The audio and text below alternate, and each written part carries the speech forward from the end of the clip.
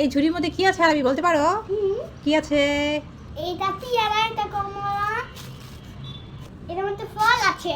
হ্যাঁ, তো বন্ধুরা দেখো এই ঝুড়ির মধ্যে কয়েক রকমের ফল আছে। আরবিকে বলেছে ডাক্তার ফল খেতে হবে, যে কোনো ফল হোক না কেন প্রতিদিন একটা দুটো করে ফল খেতেই হবে। এই দেখো বন্ধুরা এখানে আছে পেয়ারা, তো আরও কিছু ফল আছে এখানে। এটা দেখো আনার, ছোট ছোট আনার। এখন শীতকাল, শীতকাল ফল তো এমনি ঠান্ডা। আর এই দেখো এটা কি আরবি? কমলা। তো আরবি কি বলেছে একটা দুটো ফল প্রতিদিন খেতে হবে, সেটা যেটাই হোক না কেন। এটা হতে পারে কমলা, হতে পারে পেয়ারা, বা হতে পারে আনার, বা একটা কলা, হতে পারে কোনো মালটা। যে কোনো একটা ফলই হোক না কেন একটা দুটো প্রতিদিন খেতে হবে। কিন্তু আরবি কিন্তু কোনো ফলই খেতে চায় না, তাই না আরবি? আরবি ফল খেতে চায় না। আরবি খাবে পচা খাবার, যেটা বাইরে বেচে না, চিপস, চকলেট, জুস, এগুলো।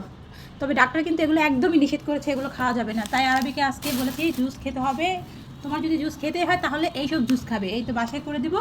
আর বাসায় করার জন্য এই তো একটা প্লেট নিয়েছি। এখন আরবি কোন ফলটা খাবে আগে বলো? আনার খাবে? ঠিক আছে, তাহলে একটা আনার।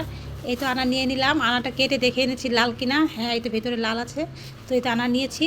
এখানে আছে একটা কাপ, এই কাপে আনারটা জুস করে দেবো। আর এই যে একটা বাটি নিয়েছি, এই বাটিতে আনারগুলো ভেঙে তারপরে এই যে এভাবে তুলে তুলে নেব।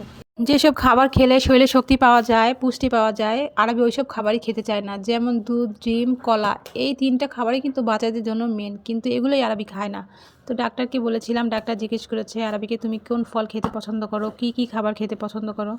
তো আরবি বলেছে, আরবি কিন্তু শুধু আনারটা একটু পছন্দ করে। আনারটা আগে খেতো না, তবে ফলের মধ্যে শুধু একটু আনারটাই খায়, তাছাড়া অন্য কোনো ফলই খায় না। তো ডাক্তার বলেছে যে তুমি আজকে কী দিয়ে ভাত খেয়ে এসেছো? তো আরবি বলেছে আমি আজকে দুধ দিয়ে ভাত খেয়েছি। তো বলছে তুমি কি দুধ পছন্দ করো? বলে হ্যাঁ। আসলে কিন্তু আরবি দুধ খেতে একদমই পছন্দ করে না।